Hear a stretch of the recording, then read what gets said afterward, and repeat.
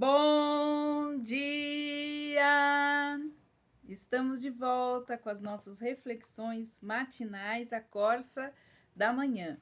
Estamos refletindo a respeito do cuidado divino, como podemos experimentar o cuidado divino sobre as nossas vidas. Nosso tema hoje é livres da ansiedade. Deus está, como vimos, presente em todo tempo em nossas vidas. Por isso, Paulo, ele tinha essa consciência, essa prática da presença de Deus em sua vida, e ele dizia muitas vezes: não andem ansiosos por coisa alguma. Nos diz Filipenses, capítulo 4, versículo 6. A ansiedade é um grande mal que tem atingido muitas pessoas nesta nossa sociedade atual. As palavras de Paulo parecem uma ordem impossível para a maioria daqueles que andam ansiosos e preocupados quanto ao seu futuro. A ansiedade, ela é um aumento de preocupação pelas coisas futuras, né? É uma ansiedade por algo que ainda não aconteceu. A única razão, então, que Paulo podia dar aos cristãos de Filipos, que poderiam estar vivendo, né, um estado de ansiedade e preocupação, então, Paulo dá esse conselho a eles para não andarem ansiosos. Ele sabia, né, na sua própria experiência, que Deus estava com ele, que Deus é um Deus vivo, um Deus presente e que cuidaria deles como estava cuidando também da sua vida. Então, ele termina esse versículo dizendo: não andeis ansiosos por coisa alguma, com excesso, ou seja, de preocupação com o futuro, mas em tudo, pela oração, pelas súplicas e com as ações de graças, apresentem os seus pedidos a Deus. Esta é a única forma de nós nos livrarmos da ansiedade. Então ele diz: não andeis ansiosos, conforme diz Paulo. Mas o que nós devemos fazer? Aqui está o segredo. Mas volte-se para Deus em oração. Pedro também falou algo semelhante quando ele disse: lançando sobre ele toda a nossa ansiedade, porque ele tem cuidado de nós. 1 Pedro, capítulo 5, versículo 7. Deus realmente deseja que nós levemos nossos cuidados a ele. Como explicaremos o seu cuidado divino? Como experimentaremos o seu cuidado divino se não levarmos a ele as nossas ansiedades e as nossas preocupações?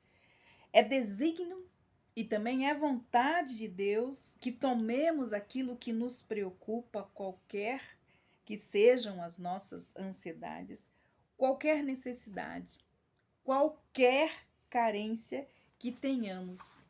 Devemos entregar tudo a Ele em oração. Então, o que nós devemos fazer? Embrulhe o pacote das suas preocupações e entregue aos cuidados de Deus. Aquele pacote de cuidados, de preocupações, cheio de suas ansiedades, entregue a Deus em oração. Ao entregarmos a Ele, saberemos que o Senhor cuidará delas com muita mais habilidade do que jamais nós poderíamos fazer. Deus ama esses pacotes de oração. A oração foi inventada por Deus. Por quê? Para que entreguemos a eles os nossos pacotes, sejam eles quais forem. Deus importa-se com aquilo que nos importa, por mais insignificante que isso possa parecer. O Salmo 139, ele descreve um Deus que nos ama tanto que nunca nos deixa. Não existe um lugar aonde possamos ir em que Deus não esteja. Lembre-se disso. Entregue a Deus em oração os seus pacotes de preocupações, de ansiedades, de carências e de necessidades. Deus criou a oração para receber os seus pacotes. Nós vamos terminar essa reflexão, então, lendo o Salmo 139, para que nós possamos compreender como esse Deus é um Deus presente em nossas vidas, como Ele não nos deixa, como Ele, aonde quer que estejamos, o seu cuidado divino estará sobre nós. Então, diz assim o Salmo 139 do salmista Davi: a onisciência e a onipotência de Deus. Se existe um homem que experimentou de todas as formas e maneiras o cuidado divino de Deus, foi Davi. Mas sua alma sempre esteve se derramando diante de Deus. Estava sempre ele oferecendo a Deus os seus pacotes. O Senhor, tu me sondas e me conheces. Sabe quando me assento e quando me levanto. De longe conhece os meus pensamentos. Observas o meu andar e o meu deitar e conhece todos os meus caminhos. A palavra ainda nem chegou à minha língua e tu, Senhor, já conhece toda. Tu me cercas por todos os lados e põe a tua mão sobre mim. Tal conhecimento é maravilhoso demais para mim e tão elevado que eu não posso atingir. Para onde então me ausentarei do teu espírito e para onde fugirei da sua face, se subo aos céus e lá tu estás? Se faço a minha cama no mais profundo abismo, lá estás também. Se tomo as asas da alvorada e me detenho nos confins dos mares, ainda ali a tua mão me guiará. A tua mão direita me sustentará. Se eu digo, as trevas com certeza me encobrirão, e a luz ao redor de mim se fará, tua luz ao redor de mim se fará noite. Até as próprias trevas não te serão escuras, e a noite será clara como o dia.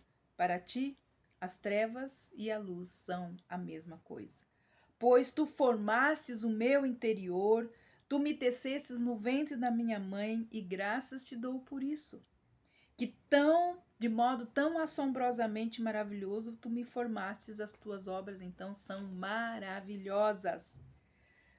São admiráveis e a minha alma o sabe muito bem.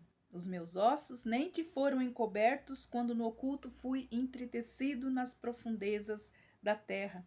Teus olhos viram a minha substância ainda sem forma, e no teu livro foram escritos todos os meus dias, cada um deles escrito e determinado, quando nem mesmo eu existia. Quão precioso é para mim, ó Deus, são os teus pensamentos, e como é grande a soma deles.